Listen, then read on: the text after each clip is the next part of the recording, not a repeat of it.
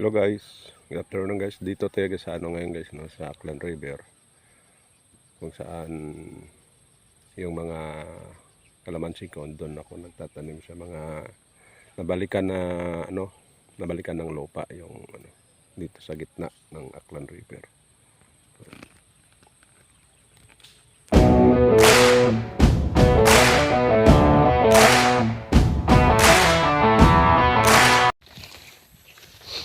Okay guys, dito na tayo guys sa aking pananim.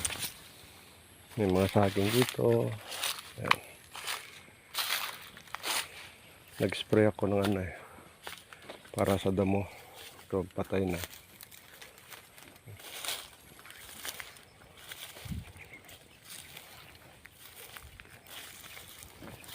Yung bagong tanim. So guys, ito yung mga kalamansi ko.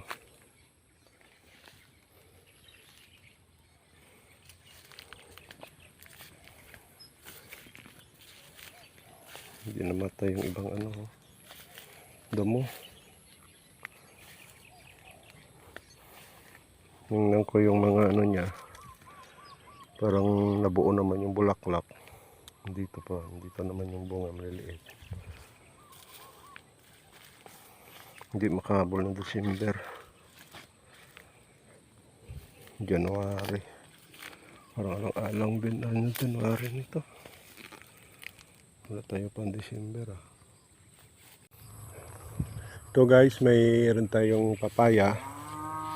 Pwede ko ibinta to. Mamaya, madaling araw. Kaso mataas siya. Yung solusyon nito, hindi naman maakyat. Solusyon lang nito, putulin ko yung puno. Diba? Pero kung magsangaman yung papaya, yung puno, mababa na siya. Tama.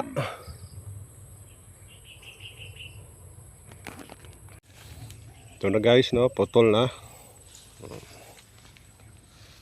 Walang kapagod-pagod. Dito na lang tayo sa baba mamulot. Diba? Maliliit siya pero naman to nabibili naman to Merong hinog na pisa nga merong habal. Okay, lagay mo natin guys sa sako to.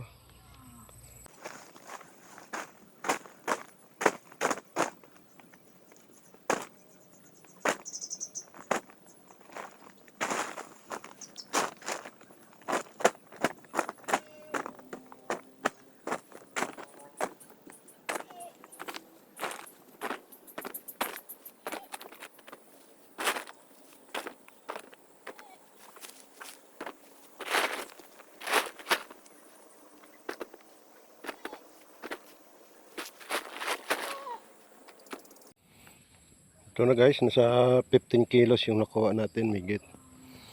15 kilos migit yung nakuha natin. Okay. Hanap tayo pang dagdag, kailangan ko maka 30 kilos ako. Ito guys, idagdag natin. Mga din to, 5 kilo. 3 puno. Ito isusungkitin na natin ito.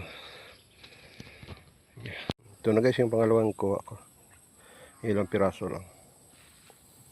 Guys, tama na to guys. Medyo mabigat na. Meron pa kasi akong saging na bibit-bitin. Pati malayo pa yung ko.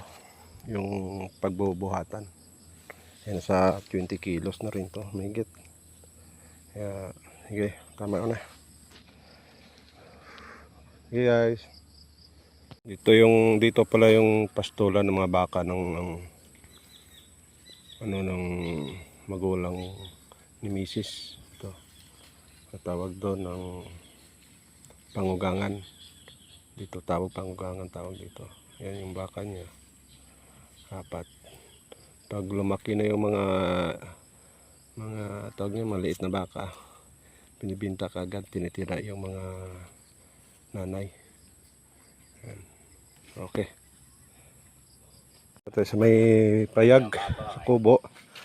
May tao pala dito. Kararating din, pupunta din sa kanilang mga tanim. Kanya-kanyang sipag to Yan si Uncle. Punta rin doon sa kalamansihan niya. Guys, buhat naman. Punta naman sa kabilang Doon sa bahay nila ni nanay. Kung saan nakalagay yung tricycle ko.